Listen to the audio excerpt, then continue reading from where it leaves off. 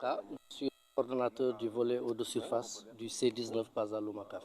Merci. Bon, comme l'a dit le coordonnateur national, au début du projet Pazaloumacaf, l'idée était d'appuyer les producteurs à faire des aménagements dans leur bas-fond pour maîtriser l'eau d'abord, parce que l'eau est un intrant important dans l'agriculture, surtout l'agriculture dite pluviale. Dans ce cadre, le projet a aménagé 22 ouvrages de bas-fond. C'est des aménagements de bief. Donc, souvent aussi dans certains bas-fonds, nous avons réalisé des aménagements en cascade. Donc au total, 22 ouvrages ont été réalisés, dominant 2575 hectares. L'idée est de retenir de l'eau en fin d'hivernage pour pouvoir appuyer les cultures qui se déroulent autour à boucler leur cycle de maturité. Nous n'avons pas besoin de bloquer les eaux en toute saison, mais nous avons juste besoin de recueillir les dernières pluies pour permettre aux cultures de boucler leur cycle de maturité. C'est pourquoi donc nous avons conçu des ouvrages de retenue. Ces ouvrages consistent donc à ériger des mini-barrages avec des vannes de régulation. L'idée étant de pouvoir réguler la lame d'eau de part et d'autre de l'ouvrage. Donc en amont comme en aval, nous essayons un peu d'équilibrer le niveau de la lame d'eau pour permettre un peu aux cultures de se développer. Ça, c'est la première idée. La deuxième, c'est d'aider les gens à faire une nouvelle forme d'agriculture. Parce que n'oubliez pas que dans la région de Kaffrine, nous sommes dans la zone par excellence dite de production arachidière. Nous sommes au cœur du bassin arachidier. Ceci étant, pour mettre en œuvre des activités agricoles outre que l'arachide, il a fallu mener des activités de sensibilisation, mais aussi de formation. Le projet s'est attelé à ça et nous avons mis en place 15 fédérations de producteurs regroupant 8500 agriculteurs. Au total, donc, nous sommes présents dans tous les arrondissements de la région, peut-être un peu moins présents dans la zone de Mbirkilan avec l'intrusion saline qui est manifeste dans cette zone-là. Pour les autres départements, nous sommes présents dans les bas-fonds, mais également dans l'aménagement de fermes agricoles.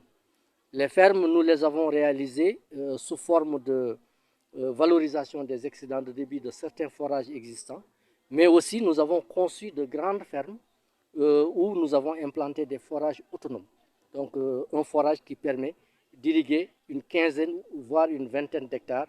Nous avons réalisé 25 fermes dans la région de Kaffrine. Parallèlement à ça aussi, nous avons développé des activités d'élevage, aussi bien dans la chaîne de production lait, mais également dans l'élevage du petit ruminant. Donc le cycle le plus court des petits ruminants, c'est les chèvres et les moutons.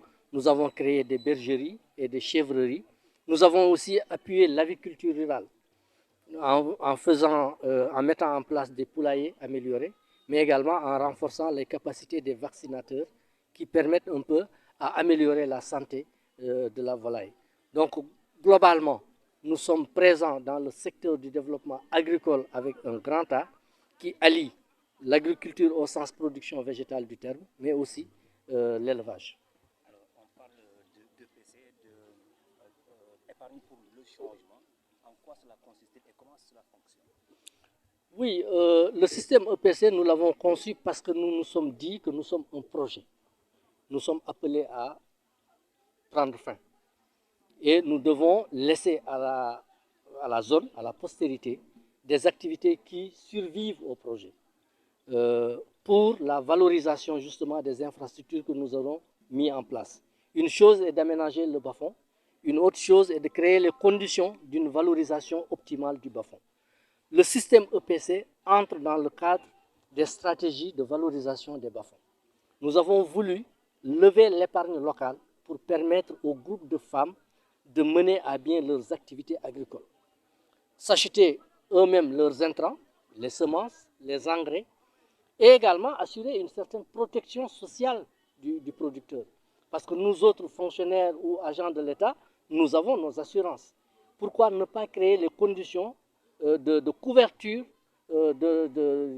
sanitaire des producteurs? Donc nous avons voulu donc allier un peu ces deux paramètres-là et nous avons créé ces groupes. Comment ça fonctionne? C'est des tontines améliorées. C'est un système qui permet à 20 à 25 individus, surtout les femmes, de se retrouver de manière hebdomadaire pour lever une certaine épargne. Donc s'acheter des parts, un nombre de parts qui ne peut pas être supérieur à 5 parts.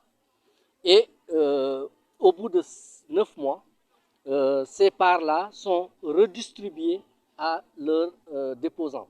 Mais, entre-temps, il y a des activités de crédit qui se développent. Donc les femmes épargnent, mais elles se donnent du crédit également, avec un petit intérêt qui permet au système de vivre. Mais également, il y a des cotisations sociales qui accompagnent un peu cette dynamique-là. Et ces cotisations servent justement à adhérer à des mutuelles de santé, à créer les conditions d'avoir un bulletin de naissance pour un nouveau-né, etc. Et aussi à s'appuyer socialement quand il y a des événements heureux ou malheureux qui surviennent au sein du groupe. Donc voilà un peu comment fonctionne le système. Il fonctionne de manière autonome. Le projet ne met pas des moyens outre que la formation, l'accompagnement et la sensibilisation. C'est l'épargne qui sert à donner le crédit et qui sert à développer les activités génératrices de revenus.